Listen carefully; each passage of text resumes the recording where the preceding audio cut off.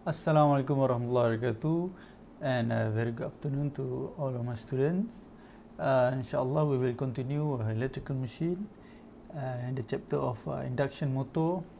Okay, so last week we covered several topics in induction motor. So now we will continue with the induction motor torque speed characteristic. Okay, before we start, there are several questions that we need to be asked first.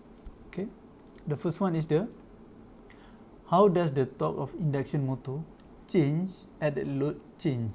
Okay, so we need to look at the torque. Okay, how does the torque of induction motor change as load change? Okay, so later on we can see.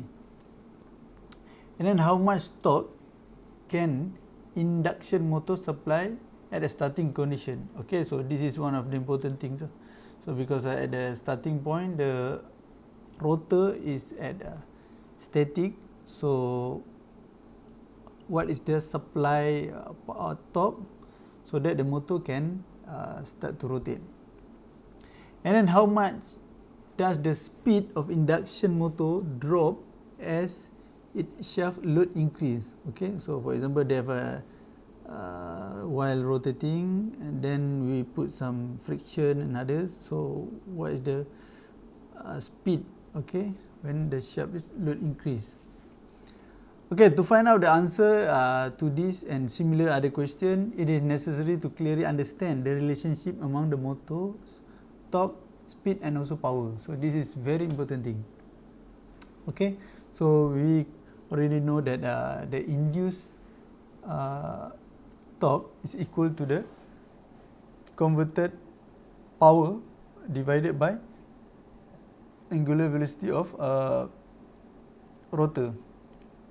Okay, and then it also equal to the torque induced also equal to the power of air gap divided by the angular velocity of the synchronized. Okay, so this one is represented in the mechanical at the shaft point, and this one is the electrical. Okay, so before we start we need to refer back to the our equivalent circuit. Okay, so this is the equivalent circuit of the induction motor. However, if you can see over here, there is no resistor over here, which is the core losses. Okay, the RC. Okay, the RC is assumed to be not assumed to be, but this one is take off because it is combined with the other power.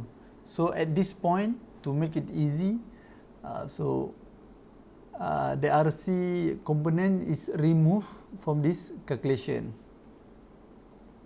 Okay.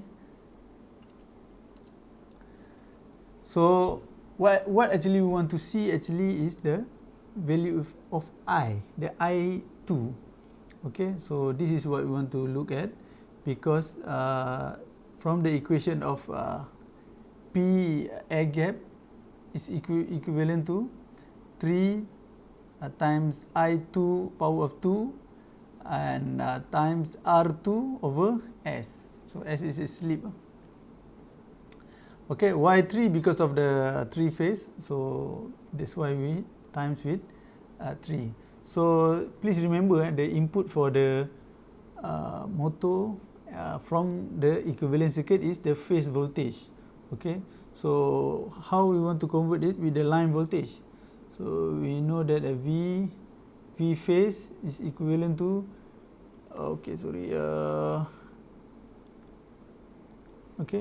V phase is equivalent to V line over set of 3. So we need to make sure this is we do it before we do a calculation, make a calculation. Okay, so once how to get the value of I? So the most important point is or the easiest way is to look at this area. Okay, at this area first. Okay, in order to simplify this circuit, okay, we take off first, and then there are several ways, and the most easiest way is use the Thevenin equivalent voltage. Okay, so where this is the Thevenin voltage over here at this point. Okay, so how to measure the Thevenin voltage? Actually, is quite easy. It is similar to the voltage divider. So we want to find the voltage across this Zm. So voltage divider said that the voltage across the Zm, okay, Zm is divided by the total voltage, okay, Zm plus Z1. I can say Z1, okay, to make it easy, okay, times with the phase voltage, okay. So where the Zm is the J xm, and this Zm is the R1 plus J x1, okay. So then we get the things. So from here we can see that there is a little bit different, because this is the magnitude, okay, this is the total, so we're including the J component, the J and so on. Over here all is real, so this one is real and also imaginary part, okay. So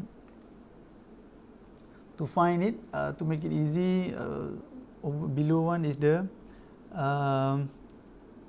R1 plus J x1 xm, okay. This is the Z below, Z1 plus Zm, okay. To find the magnitude, so since you can, from the graph you can see that this is a real, so this is imaginary, so J, so we have the value of R1, and then this is x1 plus xm, okay. So we use the theorem Pythagoras, okay, to find this value, okay, to find this the magnitude, Z1 plus Zm magnitude. So what we get is the R square 1 plus x1 plus xm square root. So therefore they use a magnitude over here, okay.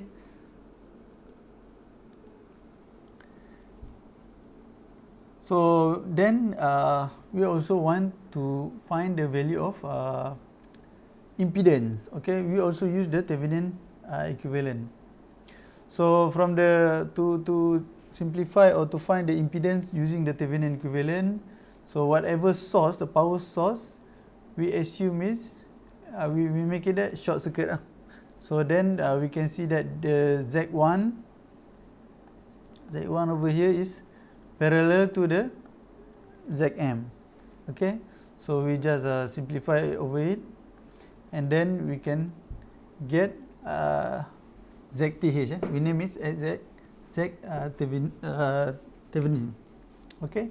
So from here we can see that they have a imaginary, still have an imaginary, and to find the real value or the magnitude of ZTH or Z. So a little bit complicated. However, to make it simple, we times this one, okay, this part with the conjugate of the denominator, okay, where the conjugate is R1 minus J x1 plus xm, okay. So this one also the same, okay. So plus xm, okay. So when we cancel out, we can get a 1, okay. So at the below part we can get, okay, later on at the below part we will get the simple value, which is r1 square plus x1 plus xm square. So at the below part, so at the upper part or numerator part is a bit long, so later on you can try to solve it. Okay.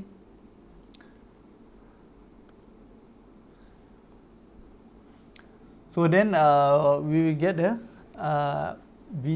voltage Thevenin, the XTH and also the RTH. So from here you can see that the XTH and RTH is come from the Thevenin impedance, okay, where is the ZTH is equivalent to RTH plus JXTH.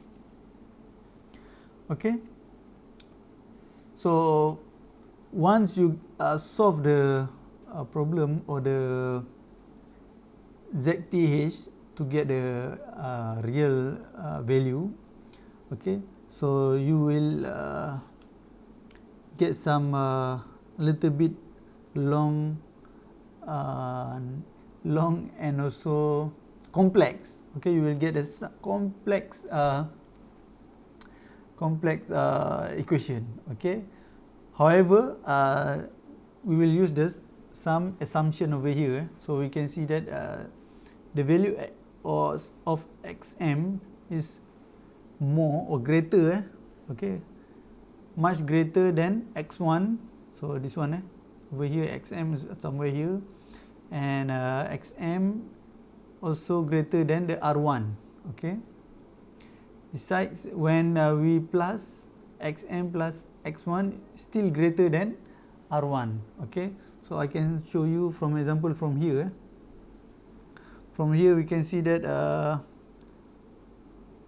okay, for example over here, so they say that x1 and x2 square, okay, will be much greater than this point. Okay, so this point will be assumed as 0. So is assumed as to be 0.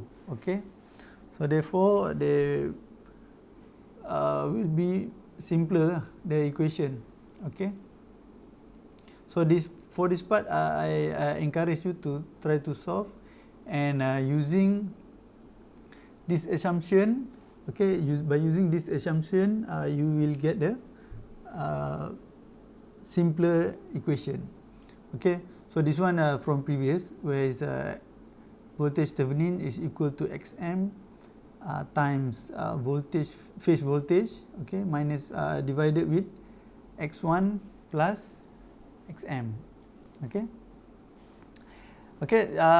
For RTH, okay, so for RTH, once you solve the problem and you include or you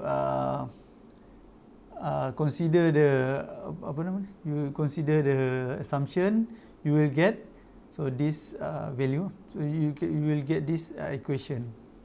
Okay. So for the XTH, okay, X Thevenin, so you will get the is equivalent to x1. Okay, from the circuit, so this circuit, what we can find, what we can get from here. So we will have the value of RTH, XTH, VTH. Okay, so we can see that no more resistor or impedance over here. So we can say that this is a series component, okay, or the series circuit. So where the current will be the same for the whole circuit. So we can see that we can easily find the value of I2. Okay, so this is ZTH. Okay, this is a component of ZTH, and this is the component of Z2. Okay, so we can say that this is since this is series, so we can just add, and we use the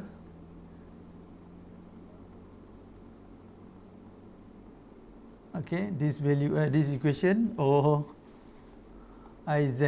Okay, so from here we can then we replace the ZTH and also the Z2 into the equation. Okay, so still over here we still have the j component. Okay, we want to remove this. We want to take the magnitude only, the value of the magnitude. Okay, so once you include the j, they will have the phase. Okay, so we don't want to find the phase first, so we want to look at the magnitude first. So to find the magnitude, same like I teach you before, where you need to use the theorem Pythagoras. Okay, then we can solve the I2, can get the magnitude, and then we replace this to the air gap. So what is the air gap? So air gap power is P air gap is equal to 3 times I power of 2 or I2 power of 2 times R2 over S. Okay, is equal to, so we replace the I.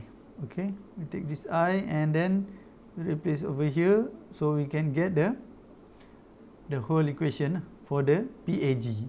Okay, please be remember that we want to look at the T induced. Okay, PAG equal to omega sine. Okay, so later on we replace the omega sine, we replace the PAG, what we looked before, to the equation. Okay, so then we can get the whole equation over here. Okay, so the equation is a little bit complicated, but however, don't worry, it's not too difficult. Okay, I think let's continue to the characteristic. Okay.